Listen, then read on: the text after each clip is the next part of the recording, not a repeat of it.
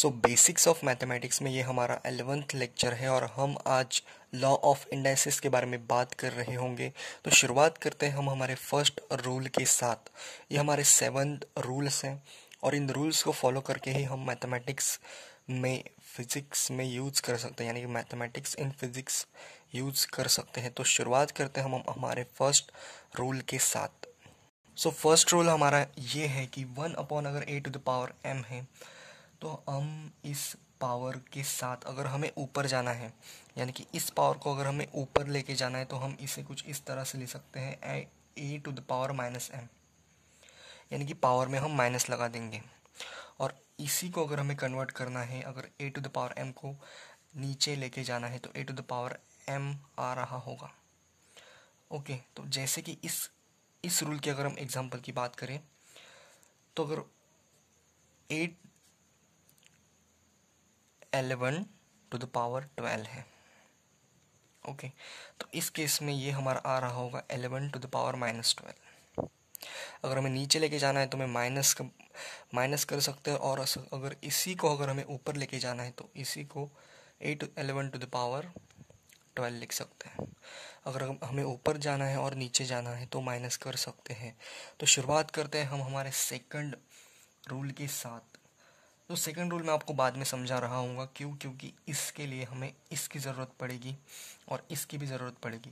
तो third rule हमारा ये है कि अगर a to the power m है upon a to the power n, यानी कि इनका बेस इक्वल है, तो हम इन पावर को क्या कर सकते हैं, इन पावर का हो सकता है a to the power m into a to the power n को क्या मैं ऊपर लेके जा सकता हूँ इस प्रॉपर्टी के अनुसार, इस तरह से माइनस n। और अगर इस प्रॉपर्टी में आपका बेस सेम है तो इनकी पावर्स का एडिशन हो रहा होगा, तो ये हमारा इसका आंसर आ रहा होगा। तो ये हमारी थर्ड रूल है।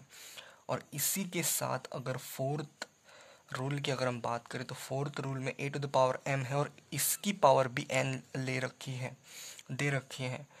तो इस केस में हमारा आ रहा होगा a to the power m cross n, यानी कि इस पावर को हम पावर के साथ मल्टीप्लाई कर सकते हैं।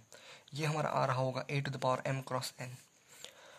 और फिफ्थ रूल की अगर हम बात करें तो a to the power m dot b to the power m, तो इस केस में हमारा आ रहा होगा, इस केस में हमारी पावर सेम है तो हम बेसिस का मल्टीप्लिकेशन करके इसकी पावर में m चढ़ा सकते हैं। सिक्स रूल की अगर हम बात करें तो a to the power m हमें दे रखा है upon b to the power m दे रखा है। तो इस केस में भी हमारी पावर सेम है लेकिन बेसिस जो है वो डिफरेंट है, तो हम a by b to the power m कर सकते हैं। सेवन्थ रूल की अगर हम बात करें तो सेवन्थ हमारा रूल नहीं है, सेवन्थ हमारी वैल्यू है 8।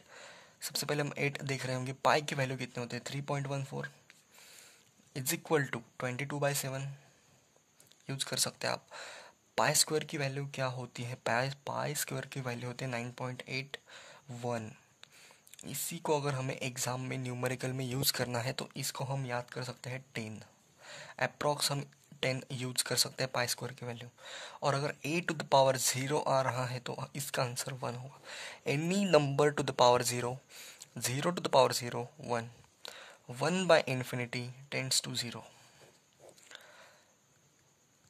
इसी तरह से आप याद कर सकते हो।